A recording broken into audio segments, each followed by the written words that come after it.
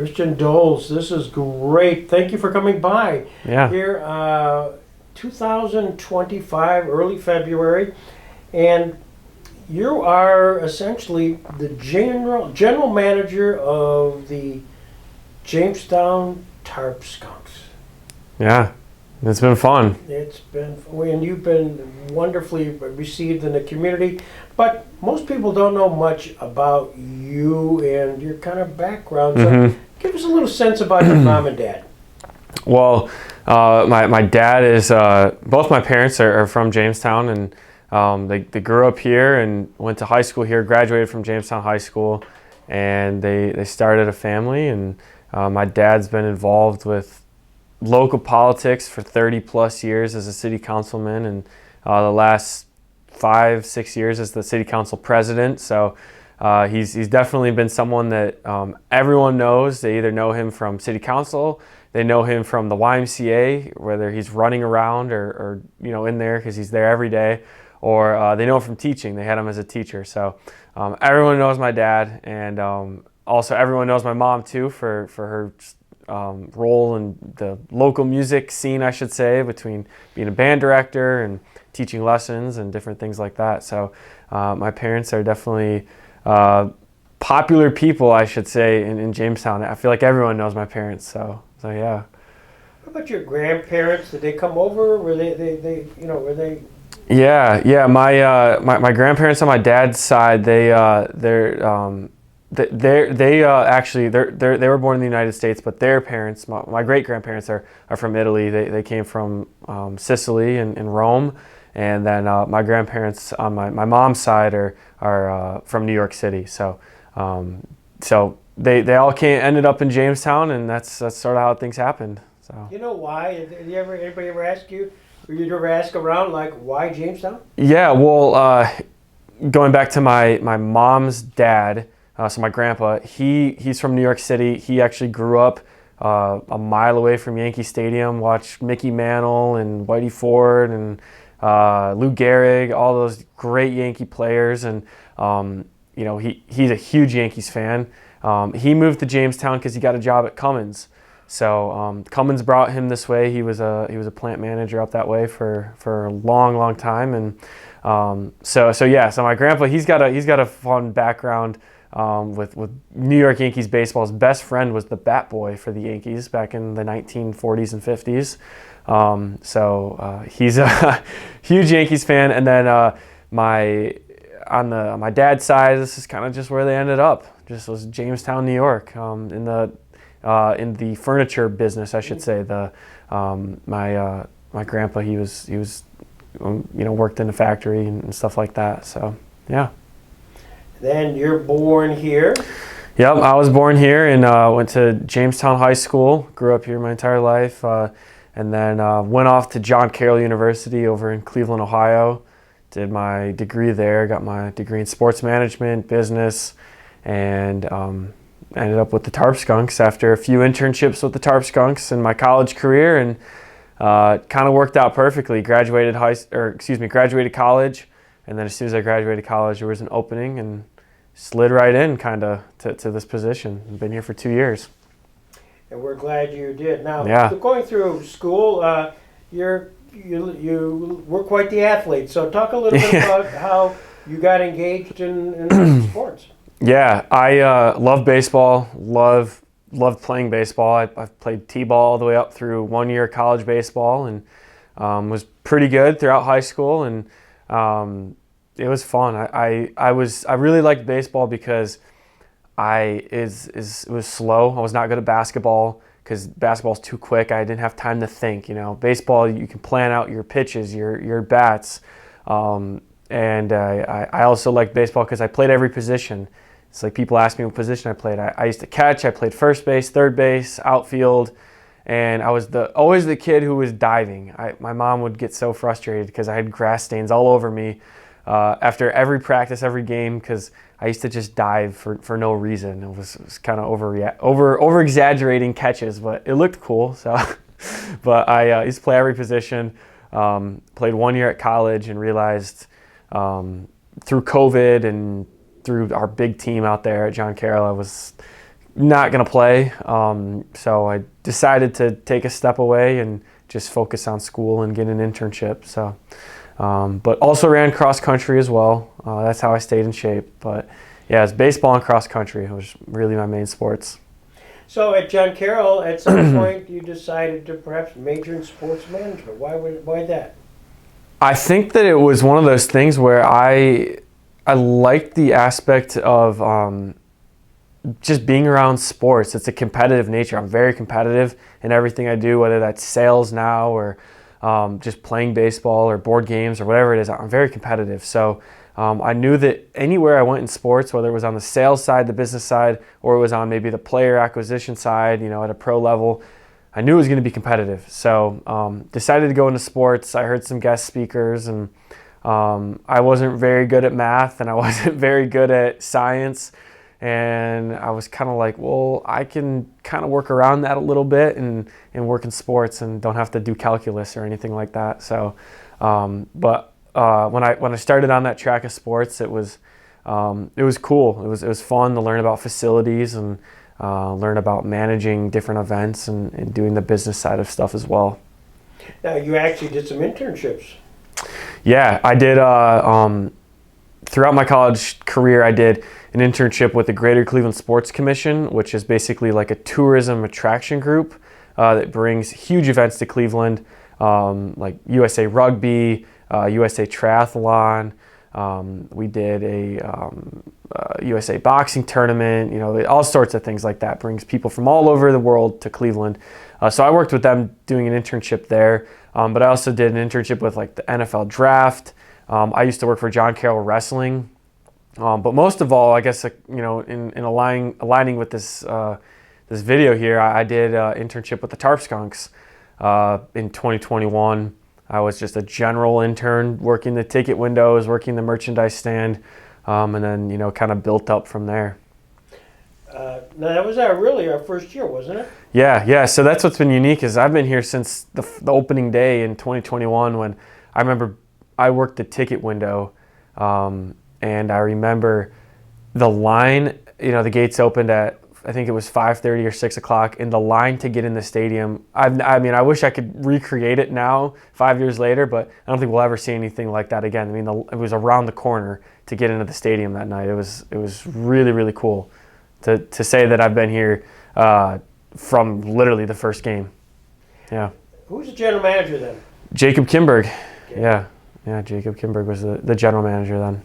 And did you just reach out to him, or how did that connect? Yeah, so I actually knew Jacob when he was in high school. He's older than me, but he played on my dad's baseball team. My dad used to coach the JV baseball team at Jamestown High School. And at the time, I want to say I was maybe the bat boy or maybe phasing out of being the bat boy for the team. And so I knew Jacob, and one thing I remember about him was he was always really nice. Like, some players as a kid you gravitate towards and others you don't. I remember Jacob was always welcoming, hey, come sit next to me. Hey, let's go toss the ball around while we wait for the game to start. And then, fast forward, I don't know, 10 years. And I remember I hadn't talked to him, and I reached out to him, and he obviously knew who I was. And I reached out to him and said, I'll do anything. I want to be an intern. And that's kind of how we got the ball rolling. And he brought me in that first year. And as part of that first year, were you just a generalist doing everything? Yeah, I did everything from ticket windows to the merchandise stand to 50-50 to the on-field kind of entertainment aspect. It was wherever hands were needed, that's where I was. Kind of what now in my job I recruit is those kind of general interns. What do you think you might have learned that first year or two as just being part of it? Yeah, I think what I really learned was in my second year, and that was when the first year was kind of just like the first year was really like, this is sports. This is kind of how event management is kind of done, how we run our operation. The second year, Jacob was sort of in a remote position where he was working from Buffalo, so the daily game operations were run by one of my friends, Jackson Fowler, who was an intern that first year with me, and myself. So it was basically us two running the entire operation without Jacob being there. which is kind of scary when you think about it. It was like two 20-year-olds basically running this entire team, and it was fun. But that's what I really learned, that like you have to be adaptable. Like I used to get so like kind of bent out of shape when I'd make a checklist, like this is what's going to happen at 5:30 and 6:30 and 7:30, and we're going to clean up this and we're going to do that.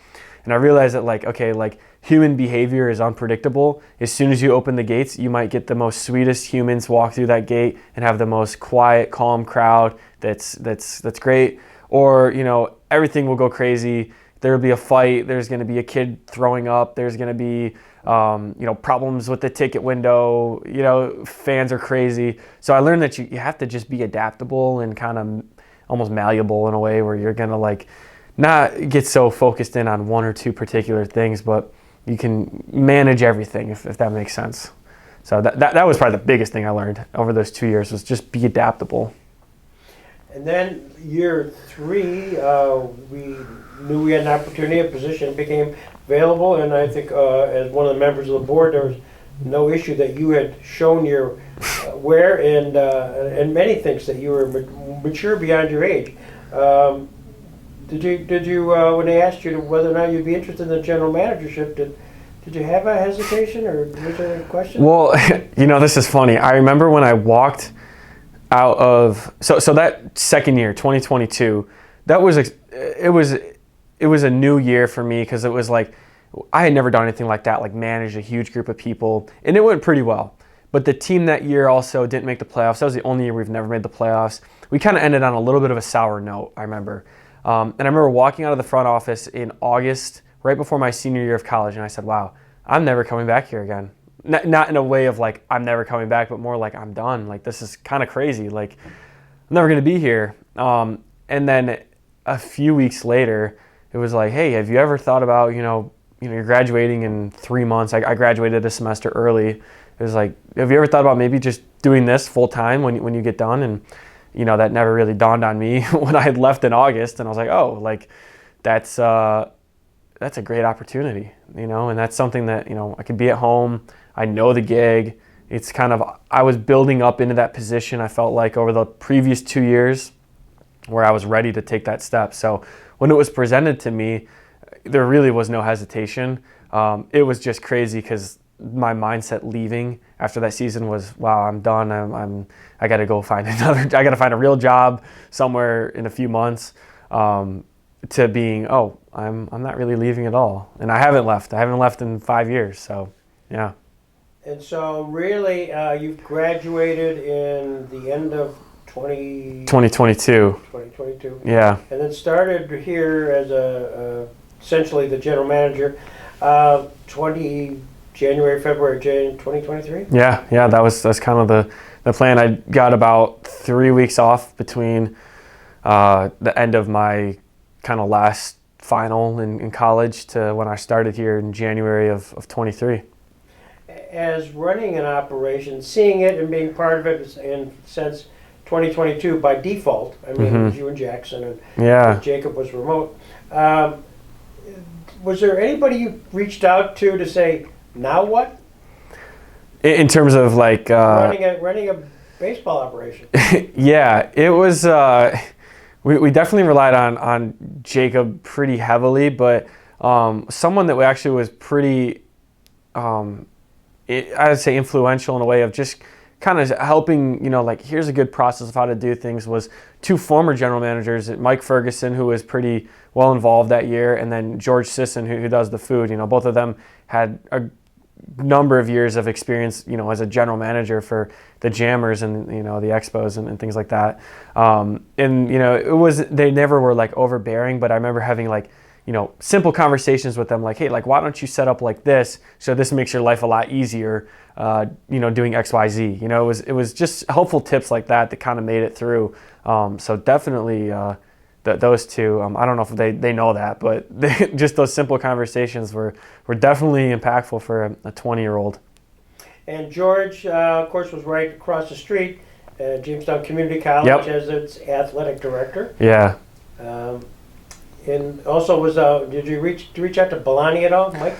Yeah, Mike came in more a lot my first year, I felt like, as when I finally got the gig as the general manager and I came in. then was I really started to get involved with Mike, and I talked to him, and we had a meeting, and he gave me a ton of ideas of how to, talk to interns and kind of talk to groups, and here's what you should do on a game day to really get your season ticket holders involved, and things like that. So I feel like Mike's been more of an influence the past 2 years. That's been really helpful, very, very helpful. You're in a league, and maybe for the camera, you're the general manager of a team in a certain league, Perfect Game Collegiate Baseball League. Can you explain the league?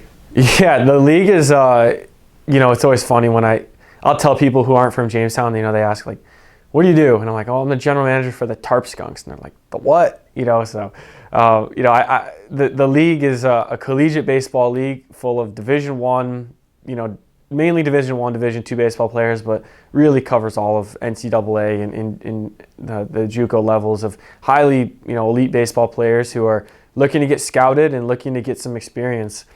And they play a quick summer sprint to, get some experience, hopefully to get themselves to the next level, to the minor league level. So, and they get some really good competition all across New York State with a lot of former New York Penn League teams. Such as? Who are some of the teams? Batavia is probably the big one that everyone knows. Auburn. And then if you go back some years, Niagara Falls and Newark, Geneva, teams like that, that were very heavily involved in the New York Penn League. Auburn and Newark, I think, are the other two, right? Yeah, Auburn, Newark, Batavia, I think. Elmira, yeah, yep. I can't. Everyone left at different years. It's hard to keep it all under control. So. And we are in the Western Division. Yep. How does it work? Again, for the camera, we're in the West Division. Do you just play in the West Division? Yeah, everyone. We used to travel to the East Division, but now it's mainly we play our West Division opponents throughout June and July, and then once the playoffs start, the only time we'll ever face the Eastern Division, which has another 8 or 9 teams, is only if you make it to the championship. So you never really face that other side of the league unless it's a championship game. What's the season consist of? Season consists of 46 games. It's a 46-game season with half games at home, half away throughout June and July, and then single elimination 2 rounds of playoffs until you get to the championship. So it's a season that builds up to a really fun week of playoffs, we'll put it. The ownership structure of the Jamestown Tarp Skunk is what? We're a community-owned baseball team with 50 investors who've all donated money and invested into this cause, which is really more about the community. It's Jamestown community baseball. We're very different than a lot of the other teams in the league who are sole one owners, where their main focus is sort of like we have to make money and we're doing this for our own pocketbook. Where while it's fun and good to make money here in Jamestown and for us, that's not necessarily the main goal. I feel like the main goal here is our 50 investors who got this thing started. Their idea was giving back to the community, and that's sort of our goal, is to really give back to the community. And that's what's unique about us, is that 50 people have our back, and 50 people are the reason we're here today. How long have we had baseball in Jamestown? I might be off. Is it 1939? 1930. I would say 1939, or I was thinking 1941 or 1939, but almost 85 years, right? I think this will be the 85th year of baseball, I believe, or 83rd, or it's 84th maybe. Yeah, I'm lost, but been a long history of baseball here. Yeah, and that's part of the continuation that's been driving the community investors, is to have that continued really almost nonstop since 1939 with the team in Celeron 1 year, Allen Park another year, and then really currently where we are since 1941. Yeah, yep. It's something, like when I'll bring interns in that maybe aren't as familiar with the Tarp Skunks, or formerly like the Jammers, they didn't realize, they only know really the Tarp, Skunks, or the Jammers. They don't know that, they were the Jamestown Falcons way back in the day, or, things of that, like that. So it's been cool to see some of these old photos and pictures of, oh, here's the grandstand, and, here's Dietrich Park at the time, College Stadium, or, whatever, or municipal stadium back in the day. This is where we are today, and this is where it was, 70, 80 years ago.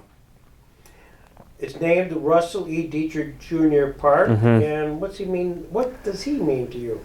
Yeah, Russ is someone that just embodies what Jamestown baseball, I think, is, especially at the current state it's at right now, where it's all about the community, because Russ has been all about the community for everything he's done, and I got the opportunity to meet Russ when I was 13 years old. I played in the Babe Ruth World Series when it was hosted in Jamestown, and that was a fun experience and a once-in-a-lifetime experience for myself. So, through his involvement through Babe Ruth and Tarp, Skunks, Jammers, just Jamestown baseball as a whole has been great. And ironically enough, he is next to my grandpa, my dad's father, in the 1952 Jamestown High School yearbook. Right next to each other is Russell E. Dietrich Jr. and Anthony Dolce. So it's a small world, and so he's known my last name a lot longer than I've known him. So, but he means a lot to me, and just continuing on that mission of baseball here is the main goal. Well, he's chairman of the board and was investor number 1 of the Jamestown Community Baseball LLC. So you've been general manager now for 2 years. What's the surprises? What's kind of, you're young at this stuff. Yeah. Nevertheless, seeing something you didn't anticipate. I think the biggest surprise has been being thrust into this role, and this is not typical. When I started, I'm young. I'm 23 years old. Now I was 21 years old when I first started, and being thrust into this role of basically having the weight of this team, the future, and having the responsibility to keep this thing going at 21 years old is a little bit of a scary thought when you're meeting with people in the community and talking, and they look at you like, wow, you're 21. So it was it was definitely a little bit of a shock, but just being in this community has been fun to talk to everyone and get a good sense of what they think about baseball, which is a positive thing. So yeah. All of 21 though, and very quickly thrown into the fire, and hopefully willingly. Yeah. And is there skill sets do you think you're developing that are kind of long lasting? Yeah, definitely. Definitely my communication skills and presentation skills, and those sorts of things that you can carry out throughout your whole life and through your career. Definitely building great here, and a lot of connections too. I've met so many people from around the community and from far and ways away, between different players and different people that we've met with from a business standpoint. It's something that you're not going to get those types of experiences maybe doing other things. I've met so many people over the last 2 years through sales and through tickets and business, and also through the player aspect of it. So many players. Just last night, I got one of those late night things. I was just looking at former rosters of the team, oh, I remember him. I wonder what he's up to now. That sort of thing. So, but you develop a skill set of communication. Really is the big one. But I highlighted already adaptability, teamwork. You got to be organized in this position, because I think organization is a big one too, because you're doing everything. I'm the accounting person on Tuesdays with June, and I'm doing season tickets one day and sponsorship the next day and interviewing interns the next day. So social media at some point. So you're kind of all over the place. So you got to be organized. You've seen just about every game, if not every game we've ever had. Yeah. Is there an incident, a game or two, or crowd reaction that when you harken back at night, say, I remember that night very well, or for good or bad reasons? Yeah, I've only missed 3 home games in the past 4 years, which has been crazy. To think about a night that I remember most vividly, I would have to say, I'll touch on them very lightly. There's a few, but the last game we had this last year where we broke the attendance record, we had over 2,000 fans. I've never seen that many full-grown adults fans in that stadium at one time for a Tarp Skunks game. That was like a really, really cool moment for me, just to stand on top of the grandstand and look down and go, wow, like this is insane. But there was a kids' day when we do the school game 2 years, or it was the year that it was me and Jackson kind of doing. It was the second year of the Tarp Skunks. It was the first time the Tarp Skunks had ever done a kids' day since the Jammers. And I just remember the kids were somehow, like, all the kids were there at once, and they were screaming and they were singing like a song. And it was the loudest thing I had ever heard in my entire life. It is something that, like, I close my eyes and I can vividly hear these kids singing. It was a song that was like really famous on TikTok at the time. That was a cool moment. That was one of those moments like, whoa, like we brought all these kids in here. We're gonna have fun today, and it was fun. So that was a cool moment.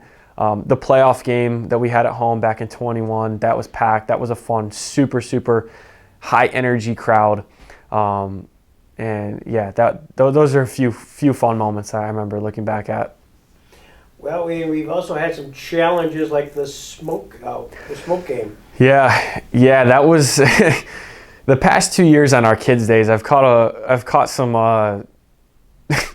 caught some slack, we'll just say, just for having the games. 2 years ago, we had a smoke out game where it was pretty smoky out, and we didn't know if we should play or not. Because of the fires in Canada. There were fires in Canada. The smoke blew down in the western New York here, in Jamestown specifically. And so it was like, should we have the kids out in the conditions? But, you know, the superintendents all sent their kids to school, and it was sort of like, well, if they're able to go to school, then they could come here, you know. And we had a game, and there were some people that were not entirely happy about that. And then last year, you know, we had a game that it poured all night, and for one reason or another, we didn't put the tarp on overnight. And I had a bag on my hands and knees for the grounds crew to put as much quick dry on the field as possible before 11 a.m. to get the game ready, because the field was underwater. And we got the game out, and it was great. But definitely those 2 games, you know, talk about learning skills that over the last 2 years, those 2 games were the most of like, I'm going to make a decision right now, and not everyone's going to love it, and I'm not going to be the most popular guy, but I'm going to do it. And in the end, it all worked out. People were very upset in the moment, whether that was teachers or fans or kids or, you know, coaches, whatever it might have been. You know, why are our players playing in this type of thing? But we made those decisions, and I wasn't the most popular guy, but we did it. And it all turned out good. So and huge crowds on occasions. Really set certain standards that have. Yeah. As you're looking now into 2025, this is year 5, 5th anniversary of the Tarp Skunks. What's kind of your mission and goal there? I think the goal, you know, I was just talking to my parents about this the other day. I was like, we as an organization have done a really good job building this thing up, and it's like, you know, for me, it's like, how do I continue to keep that trend going up? You know, how do we continue to get ticket sales continually going up every year, in attendance and, you know, concessions and things like that. So I think the goal this year is to really get as many groups as possible in the ballpark. I think that's the key, is like, if we can, you know, one night do something with churches, and one night do something with Boy Scouts and Little League, and you know, the nursing homes, you know, whatever it might be, getting a specific group there every night is going to probably lead to some great success. So the goal is really get groups there and continue on with our great attendance and ticket sales and sponsorships and things like that into this season. You knew you were coming here this morning to be interviewed. Is there a question, Christian, you anticipated I would ask that I haven't? I thought you were going to ask about the game that I played in. Oh, yeah. Let's talk about that, yeah. Yeah, there was a game this past season where we played. It was an exhibition game. We did a firework night that night against the Buffalo Diesel. And when you do an exhibition game, you don't have to follow the rules of the PGCBL. Basically, all the perfect game, Collegiate Baseball League does is they provide you with umpires. The rest is up to you. You can play as many innings as you want. You can pitch whoever, hit whoever. So I had heard of like a different general manager in some other leagues doing this, and I approached at the time our interim head coach Ryan Hill. Said, hey, what are the odds I can play left field tonight? And he was just like, yeah, like totally. And I was not expecting him to say that. And I didn't think he was being serious, but as the day went on, he's like, get ready, here's your uniform, get ready, you're going to go in the left field. So I said, all right, let's do this. And went out there in the 7th inning. I think we might have been winning at the time. We were up, maybe the game was close. It was like 5-4, or it was really close. And I went out there and the crowd went nuts. And I thought that's all I was going to get was 1 inning out there. And, I didn't get any action that 1st inning. Then I came back in and he's like, okay, now you're going to get into bat. And I went up there and I just was, the crowd was going absolutely bananas. I had friends that were at the game. I told them, I'm going to play tonight. You got to watch me. And I remember getting up there. The catcher who knew who I was, the pitcher knew who I was. They knew I wasn't a player. They knew I was the general manager. And I just remember seeing the pitcher. He shakes his head. And I knew he was going to give me an off-speed pitch. And of course, he threw the pitch, and it was a slider, and it was really bad, and it was just kind of like spinning like this, and it just floated in there like a frisbee almost. And I caught it out in front, which made me kind of hit the ball to center field. And of course, at our park, hitting the ball to center field is like a death sentence. Like it's just going to get caught. But I hit the ball like 390 feet off the bat. Off the bat, it looked like if I pulled that down the line, it would have gone out. I hit it pretty far. And I've seen videos, and the crowd goes nuts as soon as I hit it, and then it's like it got caught. But that was super, super fun, and I think it was interesting because the players, they knew I was the general manager, right? They know who I am, but they didn't really see a baseball side of me. And it was sort of like when I did that and I made a catch in the outfield, and it was just a simple fly ball, but I made a catch in the outfield and I hit that ball pretty hard and far to center field, which was impressive to them. And I sort of gained their respect in a little bit. It was like, oh, like you're not just some dud, like you're actually somewhat athletic. And I play in the Chautauqua Men's League baseball, the baseball league. So it's not like I haven't picked up a bat in 4, 5, 6 years. I play continually throughout the summer, and although the competition isn't anything crazy, it's I'm still in somewhat shape, like with live pitching. So that was a fun game. That was probably one of the more fun moments I've ever had at the stadium. Well, for those who are watching this right now, probably I'm going to drop in the highlight because we did capture that on film, and it was a moment. And the interim manager got up and he batted. You got up too, Ryan? Yeah. He got up and he took some hits, and then our assistant general manager last year, Cole Tippins, he got in the bat. He walked. I think on my ball I hit. It was a sacrifice. Cole moved from second to third base, and it was fun. That was a fun experience. Actually, he pulled a hamstring or something, didn't he? Did Cole get hurt? Yeah, you know what? I think he did. He tweaked his hamstring a little bit running home. I think he ended up getting home on like a base hit later in the inning or something like that. But hey, I moved him over. I did my job. So productive at bat. Cole went on the DL right after. Yeah. Fired up for this Wednesday. Yeah, right. Holy crap. I hope weather works for him.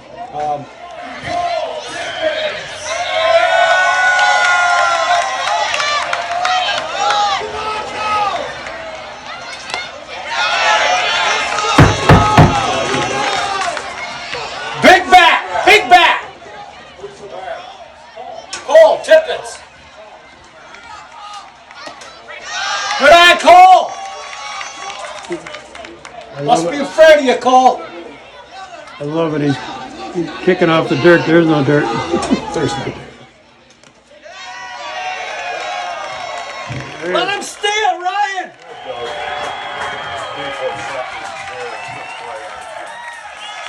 We don't like that.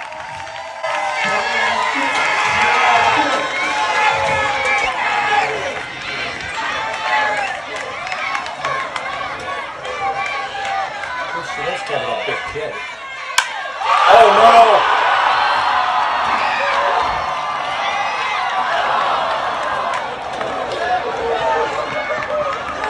Oh, it's quite a hit. smoke. Quite a smoke, Christian. Good job, Christian.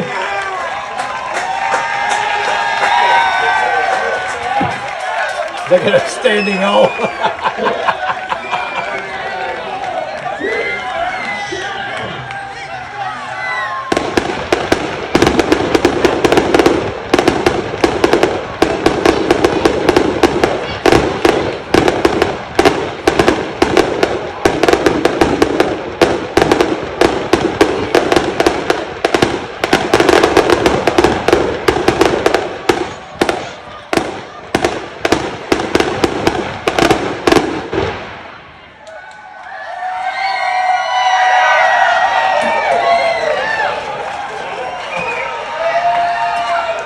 Yep. Oh, good.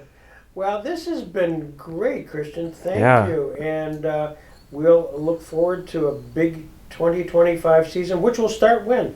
Our opening night is May 29th this year, Thursday, May 29th, and we face off against the reigning Western Division champs, the Batavia Muck Dogs. So,